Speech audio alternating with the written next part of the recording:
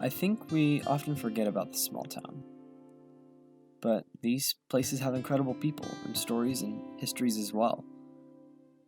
I wanted to document these places, help them tell their stories. To do this, I traveled to a nearby town of 1,000 people in central Alaska known as Salcha. Enjoy these interviews, these memories, these stories from Salcha.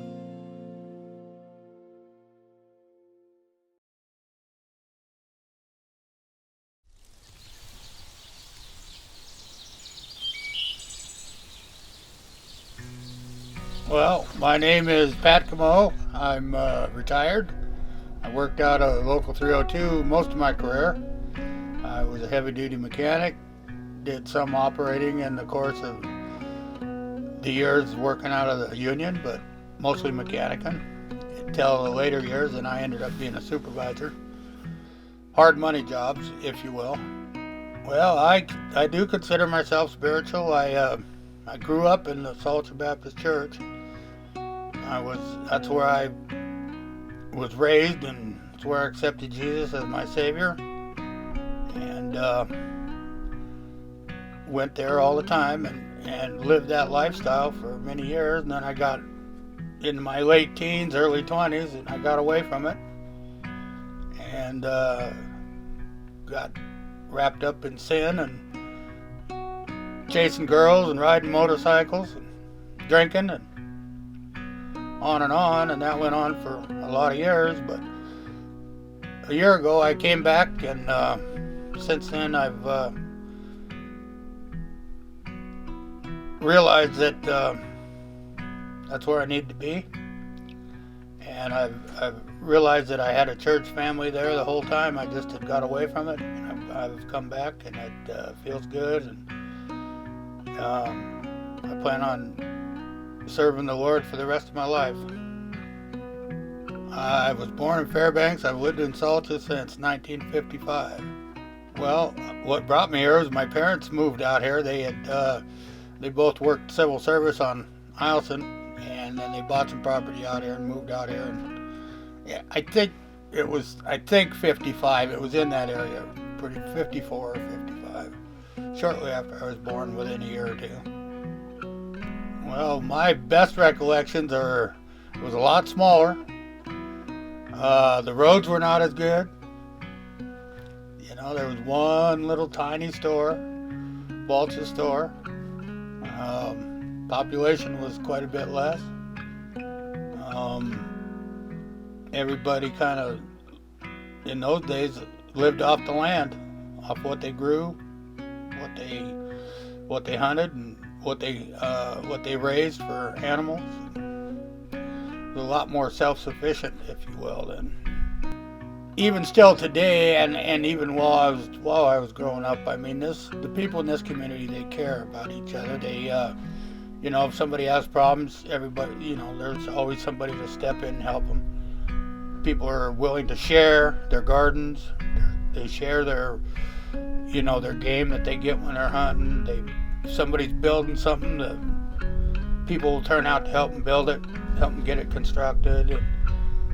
I'm not saying that doesn't happen in other places, but it doesn't seem apparent in other places that I was at that it happened. I was at a friend's house in Arizona, and he had several projects going on. It was pretty much him and his wife doing them. He was glad to have us show up to have a little help. But around here, I mean, if somebody hears about it, next thing you know, there'll be a half a dozen guys there, and it'll go up and it'll be done.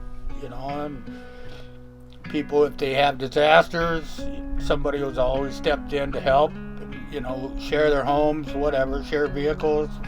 Just depends on the situation. And I think it's been, over the years, there's been a lot of families around here that needed help, and the neighborhood stepped up to help them. I mean, Mike Stoltz's garage burnt down. The whole neighborhood stepped up and had a spaghetti feed, and they all got together and donated some money and helped him out there. I mean, it's just, whenever somebody passes away or something like that, the whole neighborhood gets together and they have celebrations of life, and remembering their friends. We have the senior center down there, which is really nice. It's a good place to have get-togethers. I mean, it's sad that a lot of times it is because somebody passed, but it's still the neighborhood getting together and having fellowship with one another and remembering people, and usually there's a potluck involved or something, and it's a good feeling to have neighbors like that. The Balches, they were a big influence in the community over the years, and now the Beckleys have bought the Balches out, and they've taken over. They've just carried on a tradition of a country store, and that's nice. And that store's been there ever since I can remember anything. The first church we had was on their property. The differences between, I don't really notice it. Like, people that come up here now, they think it's terrible. The difference between winter and summer, or they think it's harsh. I grew up here. I've lived here my whole life. It's normal to me. And even nowadays, it's like, it's nothing compared to, the winters are nothing compared to what they used to be. I mean, they used to be brutal, but the last few winters that we've had around here are just, to me, they've had way worse winters in the places in the States than we've had, so. It would be 30 below when we went trick-or-treating, or, around Thanksgiving and Christmas. I mean, a lot of times the whole family would show up at our place out there, and when it'd be time to go home after they were there all day long, they couldn't even get their cars started because it would be too cold, so they'd end up spending the night, or we'd be out there all night with something trying to get them warmed up to where they'd start.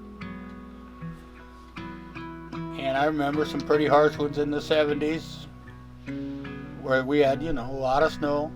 It had snowed 2-3 feet. Then quit snowing, and it dropped down to 40-50 below and stay there for a few days. Warm up, snow some more, drop back down. There was a couple winters we had cold stretches that were like 60 below for a couple weeks.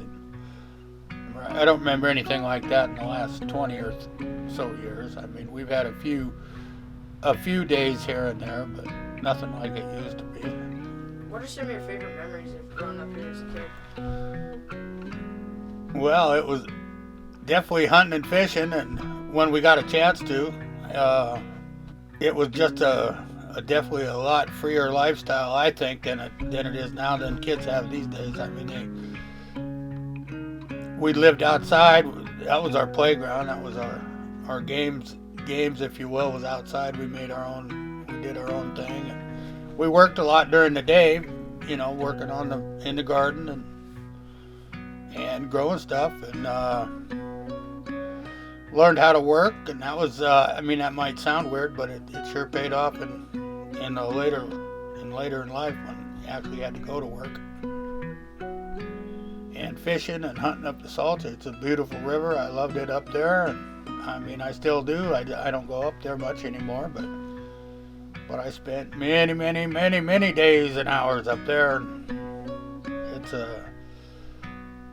I used to live for that. Get off work and have a day or something off, and that's where we'd be, is up the river, either staying at somebody's cabin or camped out on a bank. And one of the things we used to like to do, that reminds me, is we used to like go to Chittenden every year. Sometimes we'd end up going a couple times if we didn't get enough fish the first time. But used to like to go down there and go dip netting. We'd usually make that a 3 or 4 day affair, and that was a break in the routine. And riding motorcycles, dirt bikes, that's where I learned to ride motorcycles. I had a little dirt bike and rode all over the place and tore the neighborhood up.